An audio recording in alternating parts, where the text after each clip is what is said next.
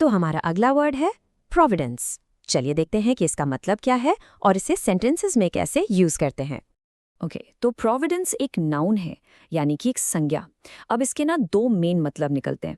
पहला मतलब है फ्यूचर के लिए, आगे के लिए, आने वाली चीज़ों की पहले से ही तैयारी करना, बिल्कुल सोच समझकर।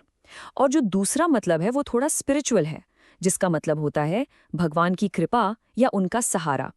चलिए एग्जाम्पल्स देखते हैं, उससे ये बिल्कुल क्लियर हो जाएगा। इस सेंटेंस में प्रोविडेंस का पहला वाला मतलब यूज हो रहा है, यानी फोरसाइट, दूरदृष्टि।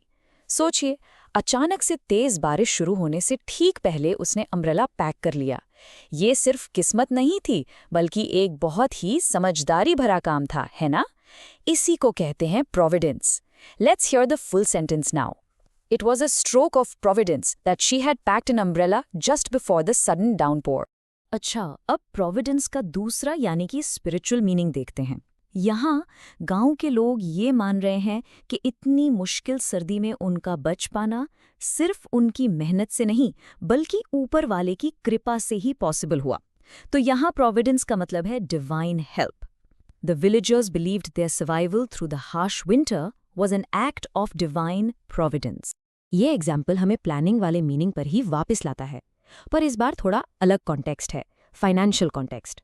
मतलब उसने अपने पूरे करियर में पैसों की इतनी अच्छी प्लानिंग की कि वो आराम से रिटायर हो सकी और दुनिया भी घूम पाई। उसकी यही फाइनेंशियल समझदारी फाइनेंशियल प्रोविडेंस कहलाई। Let's read it. Her financial providence throughout her career allowed her to retire comfortably and travel the world. ये एक ऐसा एग्जाम्पल है जो आपको शायद किसी न्यूज़ रिपोर्ट में सुनने को मिले।